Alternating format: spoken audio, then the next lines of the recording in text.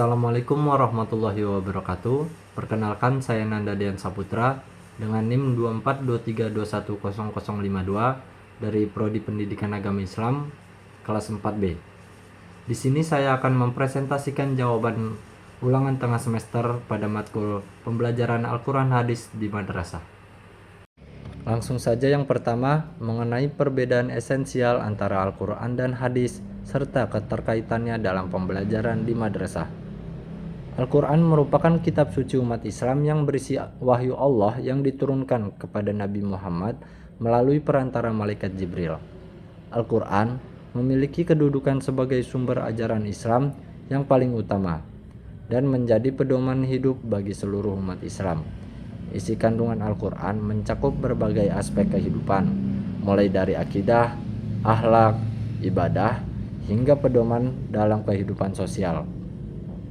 Sementara itu, hadis adalah segala sesuatu yang bersumber dari Nabi Muhammad, baik berupa perkataan, perbuatan, maupun ketetapannya. Hadis berfungsi sebagai penjelas, penguat, dan pelengkap ajaran yang terdapat dalam Al-Quran. Karena banyaknya ayat Al-Quran yang masih bersifat umum, sehingga membutuhkan penjelasan melalui hadis agar dapat dipahami dan diamalkan secara tepat oleh umat Islam. Dalam konteks pembelajaran di madrasah, Al-Quran dan hadis memiliki hubungan yang sangat erat dan tidak dapat dipisahkan.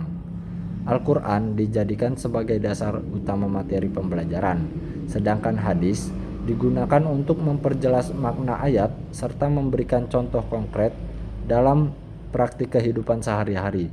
Dengan memadukan keduanya, siswa tidak hanya memahami ajaran Islam secara teoritis, tetapi juga mampu mengimplementasikannya dalam sikap dan perilaku. Hal ini bertujuan untuk membentuk peserta didik yang beriman, berilmu, dan berakhlak mulia. Selanjutnya, pembahasan kedua, yaitu tentang 3 metode pembelajaran Al-Quran hadis yang inovatif beserta contoh penerapannya di kelas. Metode pertama adalah metode diskusi kelompok. Metode ini menekankan keterlibatan aktif siswa dalam proses pembelajaran. Melalui diskusi, siswa dapat saling bertukar pendapat serta belajar menghargai pandangan orang lain. Contohnya adalah guru membagikan siswa ke dalam beberapa kelompok kecil untuk membahas kandungan ayat tentang kejujuran. Setelah itu, setiap kelompok diminta mempresentasikan hasil diskusi di depan kelas.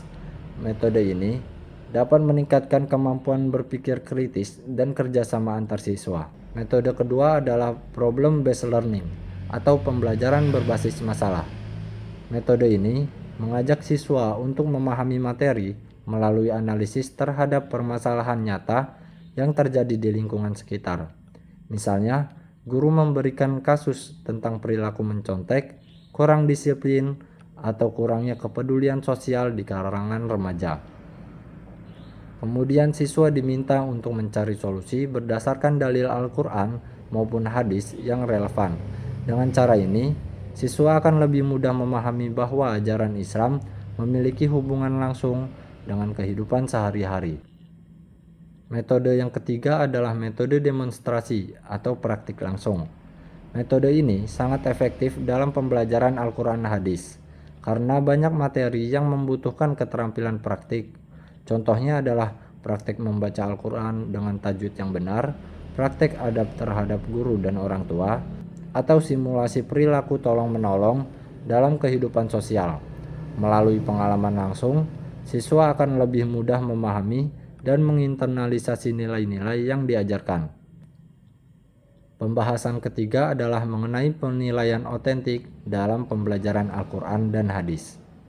Penilaian otentik merupakan proses penilaian yang dilakukan secara menyeluruh terhadap kemampuan siswa, meliputi aspek pengetahuan, sikap, dan keterampilan melalui tugas-tugas yang mencerminkan situasi nyata.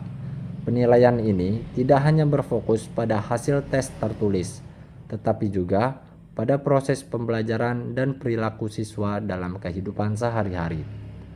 Penilaian otentik dianggap lebih relevan dalam mata pelajaran Al-Quran hadis karena tujuan utama pembelajaran bukan hanya agar siswa mengetahui materi, tetapi agar mereka mengamalkan nilai-nilai ajaran Islam.